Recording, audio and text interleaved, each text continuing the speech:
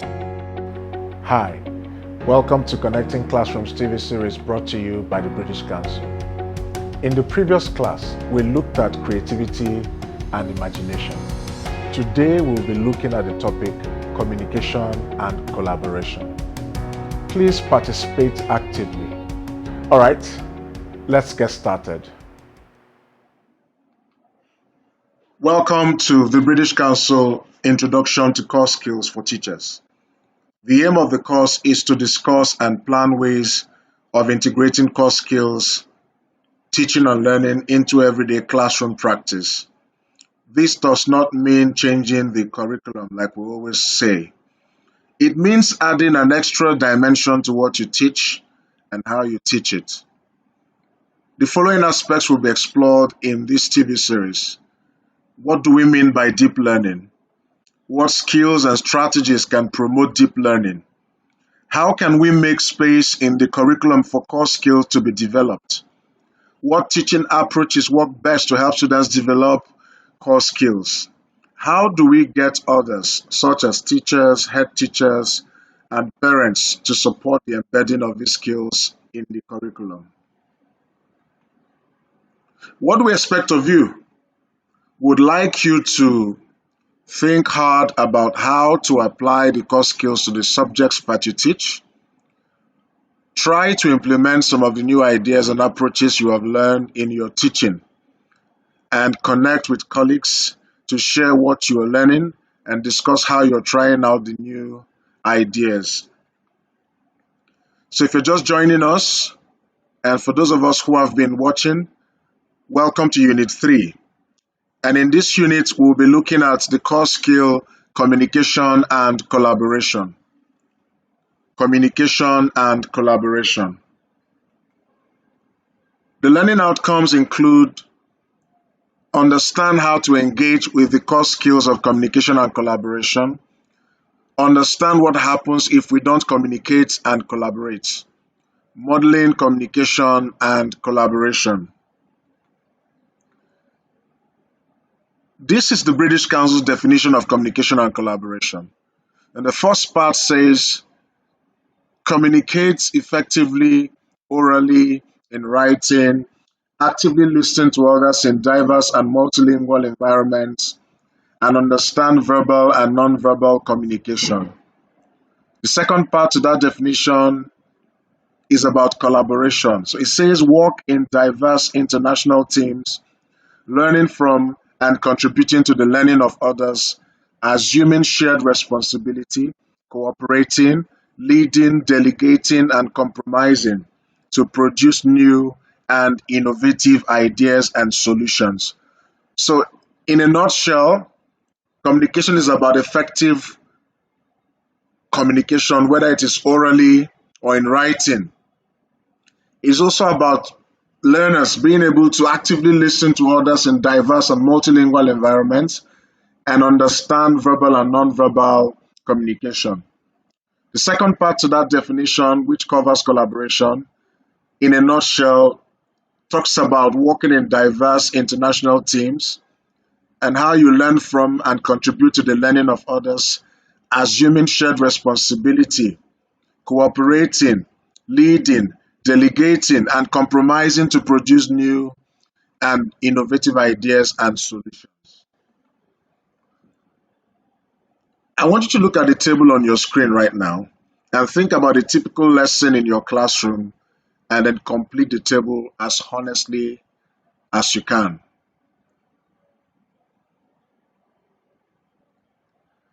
How does communication happen in your class?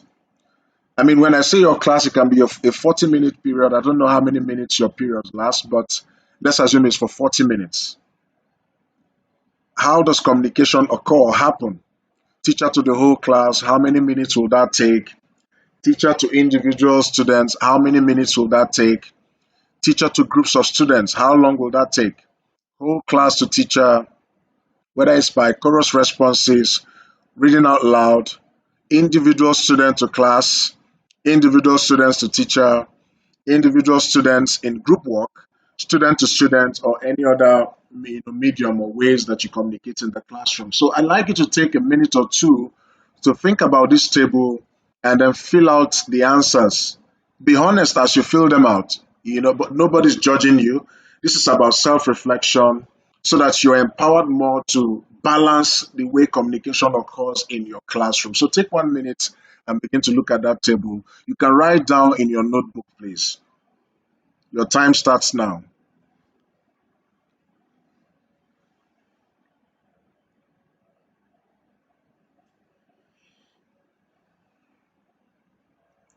Please don't be distracted. Just stay focused and do the task as assigned.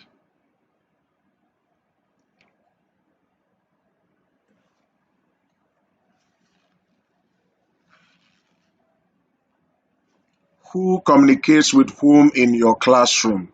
Think about it. What ratio of time is spent for all of these elements that are listed on the table? How long do you communicate as a teacher to the whole class? How many minutes does that take out of 40 minutes? What about when you have students working in groups or when you ask a question and they respond? How long do you give them to respond? So quickly write down in your notebook the answers to these questions.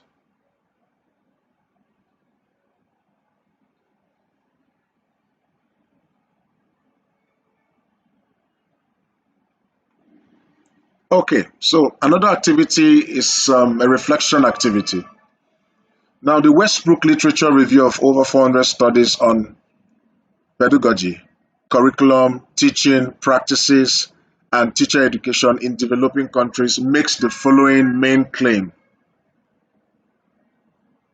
Teachers' use of communicative strategies encourages pedagogic practices that are interactive in nature and is more likely to impact on student learning outcomes and hence be effective. So, what strategies do you use in your classroom? Think about it. So, I'll leave this on the screen, and as you watch, please think about what has been said there about the use of a teacher's communicative strategies and how that encourages pedagogic practices that are interactive in nature and is more likely to impact on student learning outcomes and hence be effective. I'll give you a minute and see if you can write down what you think about this in your notebook.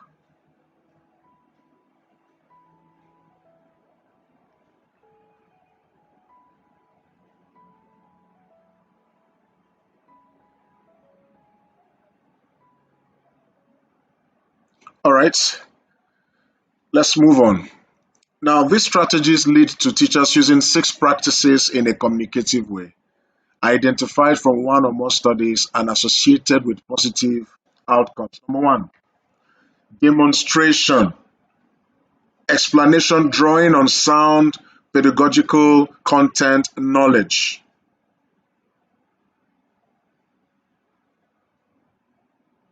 Number two, flexible use of whole class, group, and pair work where students discuss a shared task.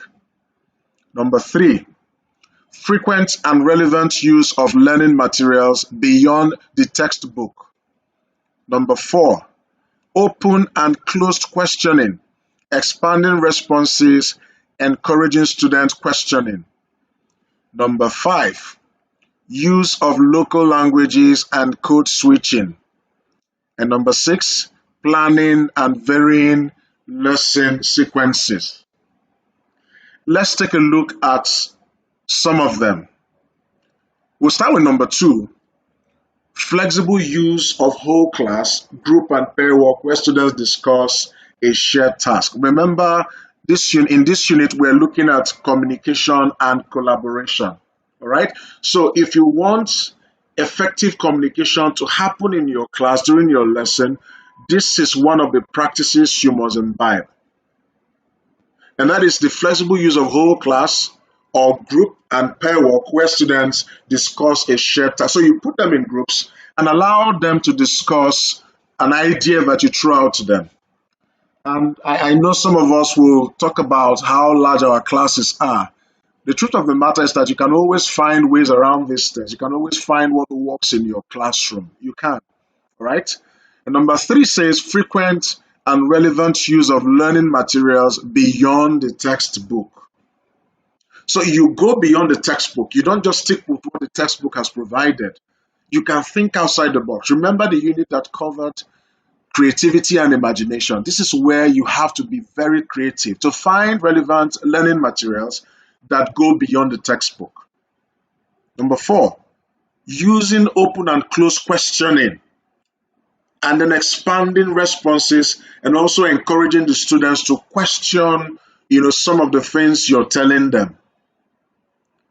And number five, use of local languages and code switching. And finally, how you plan and vary your lesson sequences. You have to be very deliberate about how your lessons are sequenced. You have to be very deliberate about that. All right, so these are some of the practices that teachers use in a communicative way that has or have very positive outcomes for the students. Very positive outcomes for the students. Let's look at the types of talk in the classroom. What are the types of talk that happen in the classroom?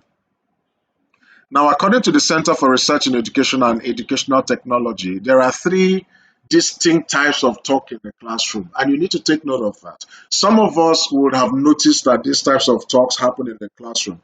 And again, going beyond the classroom, some of these kinds of talks even occur in several business meetings, staff meetings, and any meeting where you have a group of people having conversations. So the first type of talk in the classroom is the cumulative talk. And this is where students share their knowledge and accept other points of view uncritically. They don't question, they don't critique, they just take it hook, line, and sinker. They just accept whatever is said when they're sharing their knowledge. So it's called cumulative talk. The second type is disputational talk. This is where students think their ideas are right and they make no attempt to consider whether other viewpoints or change their minds. All right? So in disputational talk, the students are thinking, my idea is the right idea. And in thinking that way, they make no attempt to consider other viewpoints, whether those other viewpoints have superior logical reasoning, as compared to theirs, or they don't even change their minds at all. All right?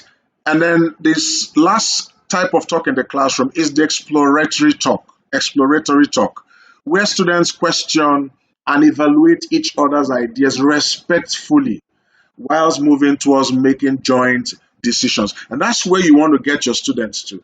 That's where you want to drive their learning and conversations towards. You want them to explore. You want them to ask each other questions. You want to create a safe space for them to have these conversations where you're not creating an environment where it looks as if some of your students are brighter or sharper. And of course, for me as an individual teacher, I usually don't like to label students as very intelligent or students with low intelligence. So you create a very safe space where these kids, students or learners feel very free, to explore their talk. They question and evaluate each other's ideas respectfully whilst moving towards making joint decisions. And nobody's judging anyone. Nobody's being critical about any other person's point of view. And then you as a teacher, you're there to ensure that this happens in a safe space. All right? So these are the three types of talk in the classroom. Just for emphasis, I'm going to read through them again. So you have cumulative talk. And this is where students share their knowledge and accept other points of view uncritically. You then have disputational talk, where students think their ideas are right and they make no attempt to consider other viewpoints or change their minds. The final part is called exploratory talk, which I said is the best place where you want to get your students. That's the sweet spot. That's where you want to get them to. And this is where students question and evaluate each other's ideas respectfully whilst moving towards making joint decisions. It is important you understand that these types of talks occur in the classroom.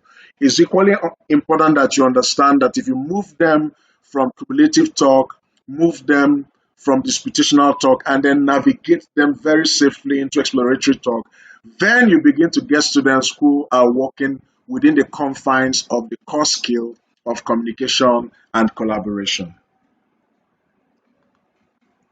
Okay, let's look at this activity. And these are strategies for exploratory talk. These activities are collaborative in nature. That is, they all involve students working with others in a shared effort, ideally working towards taking ownership of the learning outcomes. And it's important to also note that you don't have to use all of these activities when you're teaching. You can use some of them. You can use a combination of one or two or three. All right. But these are very important activities that every teacher should know about and be able to utilize in the classroom to drive exploratory talk. And at the end of the day, you're getting and building up students who are working within the confines of the core skill, communication, and collaboration. So number one activity is called the whole group brainstorm, where you're asking them to brainstorm about a topic or a question or an idea. And again, there's no judgment. People are not judging anyone's idea. All ideas are welcome.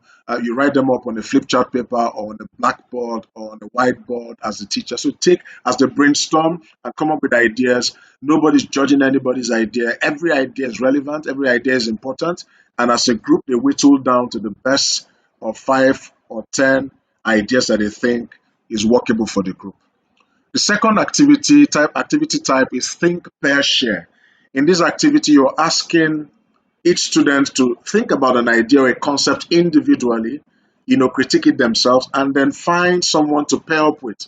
Once they have paired up, you then ask them to share ideas between the pairs. All right. The third activity type is the whole group discussion. This is where you throw out an idea or a question to the class or the group and ask everyone to contribute.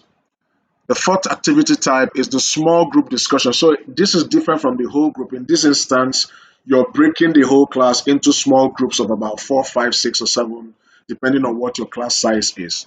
And you're asking them in that small unit to discuss that topic or idea.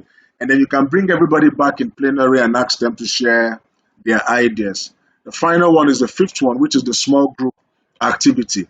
In this type of activity, you're creating small groups and you're asking them to do certain activities. Now, it may be 4 activity types, but you give it to 4 different groups to work on. So group A possibly works on activity A, group B activity B, so on and so forth. And then you bring them back into plenary and you're asking them to share their ideas. All right, so I'll take that again. There are 5 activity types or strategies for exploratory talk in the classroom. Number 1 is whole group brainstorm. Number 2 is think, pair, share. Number 3 is whole group discussion. Number 4 is small group discussion. And number 5 is small group activity. So the question I have for you is, which of these activities can be used during an online class with students? And one rule you feel that all group members ought to follow when engaging in online discussions. I want you to write down your thoughts in your notebook.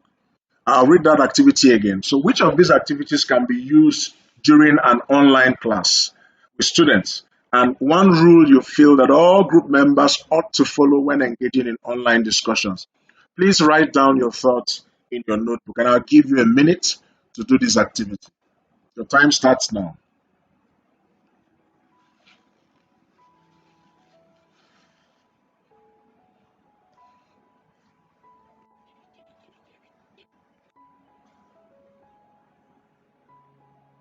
Please ensure you're taking part in this activity. It is very important that you design activities using some of these strategies. So again, I'll read it out very clearly. Which of these activities can be used during an online class with students? And one rule you feel that all group members ought to follow when engaging in online discussions. Please write down your thoughts in your notebook.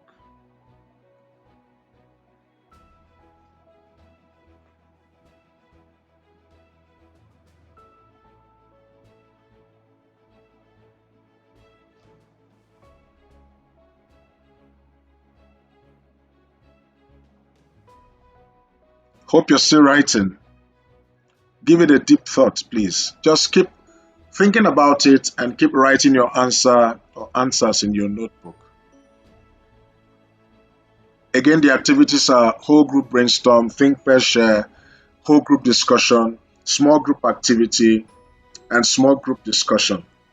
And the question for you is, which of these activities can be used during an online class with students? And one rule you feel that all group members ought to follow when engaging in online discussions. Please write down your thoughts in your notebook.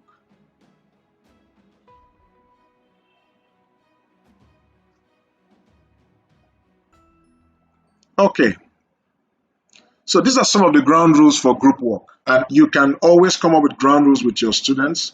Never ever write down the rules for them, because remember, this is about communication and collaboration.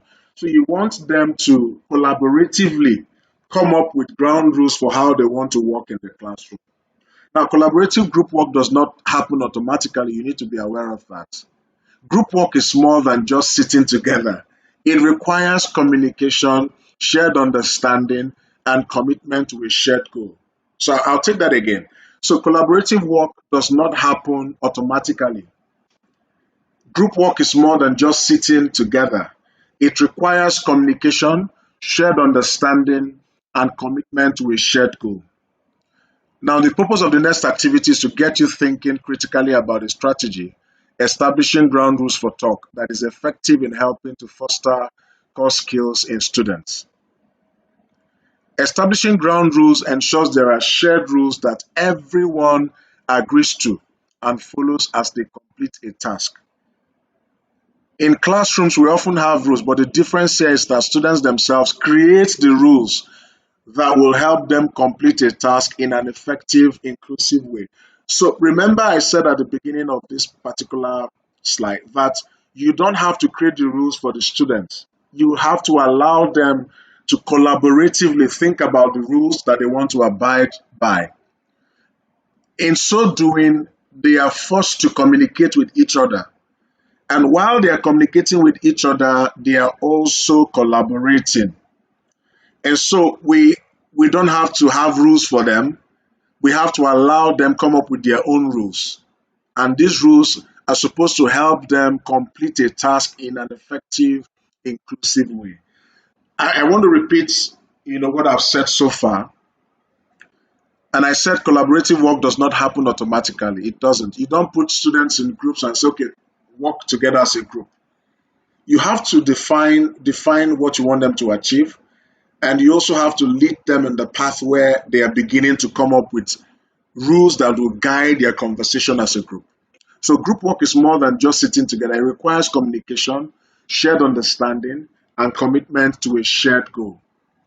Now, the purpose of the next activity is to get you thinking critically about a strategy, establishing ground rules for talk that is effective in helping to foster core skills in students. Establishing ground rules ensures there are shared rules that everyone agrees to and follows as they complete a task. So it's very important that you get them to that point where you're saying, all right, students, you need to come up with rules that will guide the task you're about to undertake. And I want you to come up with that or those rules as a group. All right.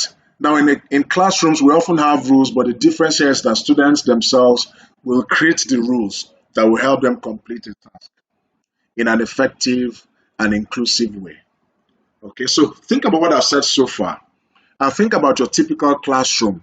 Do you usually allow your students to come up with rules that will guide how they work in groups? Think about that in a few seconds. If you say yes, you need to write down in your notebook how you do it. If you say no, you need to write down your notebook why you are not doing that and how you think you can improve on what you do with your students in the classroom. So think about it. How do you encourage collaborative work in your class? How do you get your students to come up with rules by themselves that will guide their task as a group? What have you noticed if you allow students to come up with their own rules? How do they do it? What is the process they go through? So think about what I've asked so far and then see if you can write down answers in your notebook.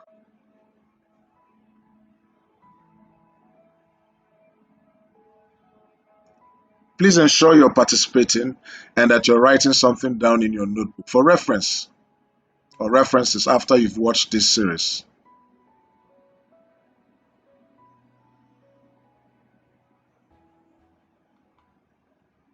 right. Now we're going to look at this activity that deals with establishing ground rules for group work. So I want you to think about your classroom, whether in a traditional setting or on a digital platform.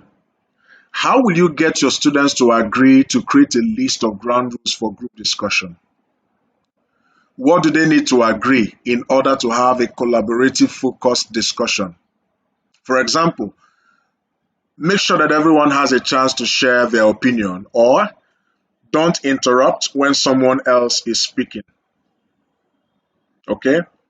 So I would give you a minute as well. I need you to think about your classroom, whether in a traditional setting or on a digital platform, how you get your students to agree to create a list of ground rules for group discussion. What do they need to agree in order to have a collaborative, focused discussion? So think about that. Think about how you set the motion for them to do this and how they go through that process. What do you think they need to agree in order to have a collaborative or focused discussion? And I gave you an example of one or two rules that they can come up with. So make sure that everyone has a chance to share their opinion. Why is that important? So that you don't have others bullying the rest. You don't have people who are more talkative in nature taking the shine out of those who are seemingly quiet or reserved in nature. You want a situation where everybody in that group is carried along. Another rule can be don't interrupt when someone else is speaking. So think about this question, and you have about a minute or so to clearly think about the question, reflect on it, and then write your answer in your notebook. Please make sure your notebook is handy. You have 1 minute, and your time starts now.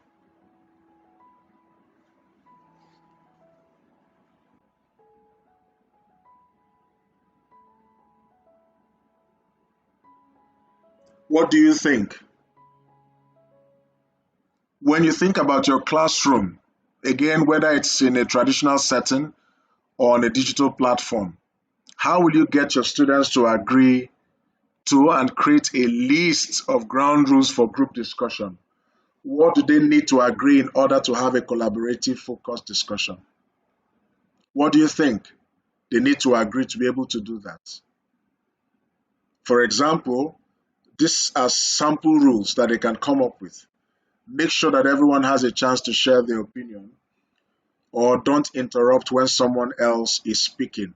Now, the beauty of this exercise for the students is that after they come up with that list, you can have them design it beautifully and then put it up somewhere on the wall where they can always refer to them. And so when they have done this, I am telling you that the students will be so proud of what they have produced. And this in turn forces them to begin to think collaboratively. All right? There won't be any bickering, there won't be any unusual or not so useful comparisons. Everyone sees themselves as members of a group or a team. And so that list will guide their conversations and provide a level of, you know, seriousness to what it is that they're doing. And they would appreciate it at the end of the day because that guides them. And then they will keep looking at that list and keep making references to that list if anybody veers off the rules that they have set. All right. So when you think about exploratory talk, this is how you get your students to begin to set ground rules for discussion in groups. Okay, I hope you participated and I hope you actually put down something. So finally, planning a collaborative activity, these are things you need to consider. Will the activity provide enough scope for more advanced students? How will students with a disability manage to be involved? Does the activity provide an opportunity for students of mixed ability to work together? Are there opportunities for code switching using local language? Are additional resources or stimulus material needed for the activity? Can groups be given different tasks using this activity? Will you establish ground rules for talk as part of the activity? So these are some of the ways you need to think about planning group work. I hope that has been useful. Hope you found today's class useful. Thanks for watching and see you in the next class. Bye.